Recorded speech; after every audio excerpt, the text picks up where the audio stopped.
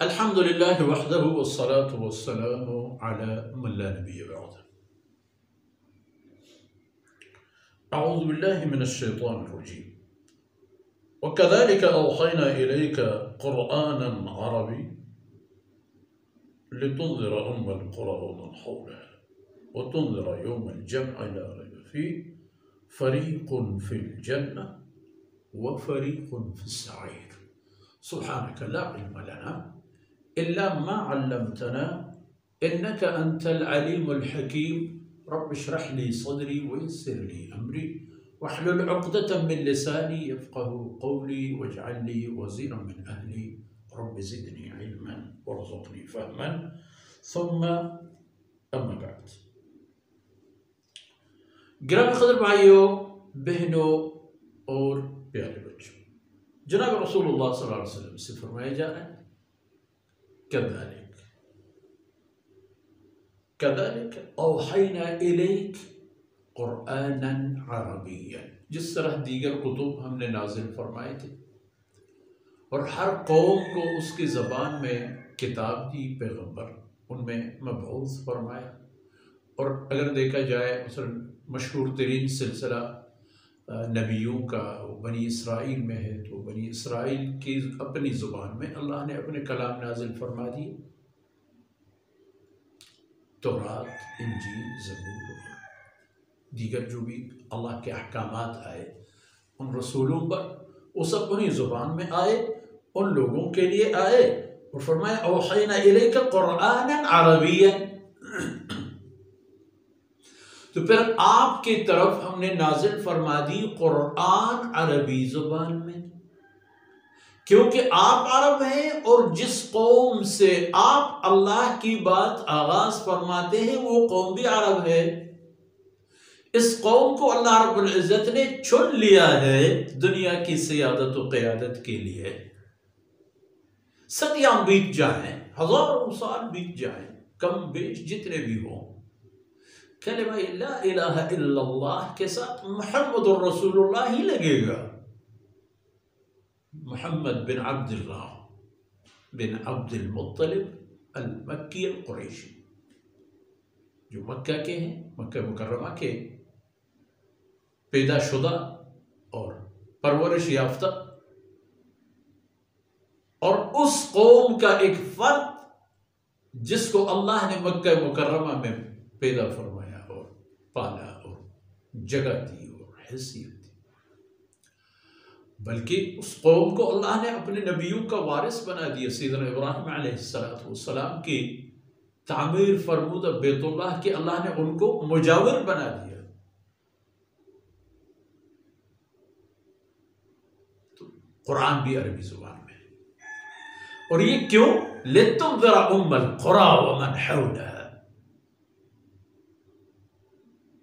یا رسول اللہ، تاکہ تو ام القرى یعنی مکہ مکرمہ اور اس کے اطراف کی جتنے بھی دنیا ہے، آپ کے دور سے جو بات شروع ہوگی مکہ مکرمہ سے ہوتے ہوئے نجد، حجاز، اطراف مدینہ، شام، یمن، جو اس زمانے کے مناسبت میں عرب کے بود و باش اور رہن سہن اور تجارت اور معاشرت اور سیاست کے مراکز تھے. رفتہ رفتہ آپ اللہ کے احکامات سے ان کو باخبر فرماتے رہیں گے، اور بات چلتی رہے گی، ان قاروں تک پھیلے گی جو اس قارے کے ہمسایہ ہیں، ان بر اعظم اور بحر اعظموں تک پھیلے گی جو ان بر اعظم اور عالمی سمندروں کے ساتھ جڑے ہوئے ملے ہوئے ہیں. ایک بات آئے گی کہ پوری دنیا یہ کلمہ سنے گی، لا الہ الا اللہ محمد رسول اللہ. وَتُنذِرَ يَوْمَ الْجَمْعِ لَا رَيْبَ فِيهِ، اور تاکہ جناب رسول اللہ صلی اللہ علیہ وسلم آپ لوگوں کو اس دن کے بارے میں بھی، اس دن کی تباہی سے باخبر کریں، ان کو ڈرائیں، ان کو حقیقت حال سے باخبر فرمائیں، جس دن میں تمام کائنات اکٹھے کیے جائیں گے. یوم الجمع، پوری کائنات کے تمام زندہ جان سب جمع کیے جائیں گے. لیکن ٹھیک حساب و کتاب ہوگا صرف انسان اور جنات کا، اس حساب و کتاب کے جن کے لینے پڑے اور دینے پڑے۔ لتنذر ام القرى ومن حولها وتنذر يوم الجمع، قیامت کے دن اس کے بارے میں آپ ان لوگوں کو ڈراتے رہیں گے، انسانیت کو جگاتے رہیں گے، انسانیت کو ان کی منزل دکھاتے رہیں گے، انسانیت کو خیر و برکات کے دروازے پہ لا کے کھڑا کرتے رہیں گے۔ اس مقصد کے لیے قرآن نازل فرمائے۔ لا ریب فیہ، اس قیامت کے دن کے آنے میں کوئی شک نہیں ہے، اور اس کا پہلا قدم تو یہی ہے کہ انسان جو ہی مر گیا تو قیامت شروع، قیامتی حالات و کیفیات و واقعات کا آغاز وہ تو انسان کی موت سے ہی ہوتے ہیں۔ لیکن قیامت سے متعلق لوگ دو طرح کے ہوں گے، فریق فی الجنہ و فریق فی السعیر۔ ایک طبقہ بنی نوع انسان کا، ایک طبقہ فی الجنہ، وہ جنتی بنیں گے، کیونکہ اس دنیا میں انہوں نے اس ذات پر ایمان اور یقین کیا جس نے ان کو پیدا فرمایا تھا اور اپنی زمین کے سینے ان کے لیے کھول دیا تھا۔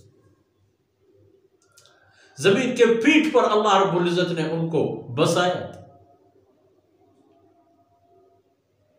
اور جو بھی زمانے کے حوالے پر دیکھا جائے پیغمبر اور رسول آئے اس کو سر آنکھوں پر لبیک کہہ کر اس کے ساتھ ہی بنے، اور ختم نبوت کا جب معاملہ آیا تو اس کے بعد یہ عقیدہ بھی رکھ لی کہ محمد صلی اللہ علیہ وسلم کے بعد کوئی رسول نہیں آئے گا، اور جو آئے گا وہ جھوٹا ہوگا، اس کے ساتھ لڑیں گے، مریں گے، ماریں گے، خود مر جائیں گے، ان کو صفحہ ہستی سے مٹائیں گے، جس طرح حضرات صحابہ کرام رضوان اللہ علیہم اجمعین نے اپنے عہد طیبہ میں کیا تھا۔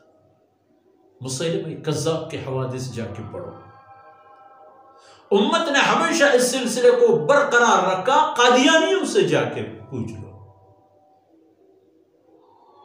ان زمانوں میں بہت چھوٹے موٹے اسی طرح کی باتیں بہت ہوتی رہی، لیکن ختم نبوت سے متعلق یہ تقریباً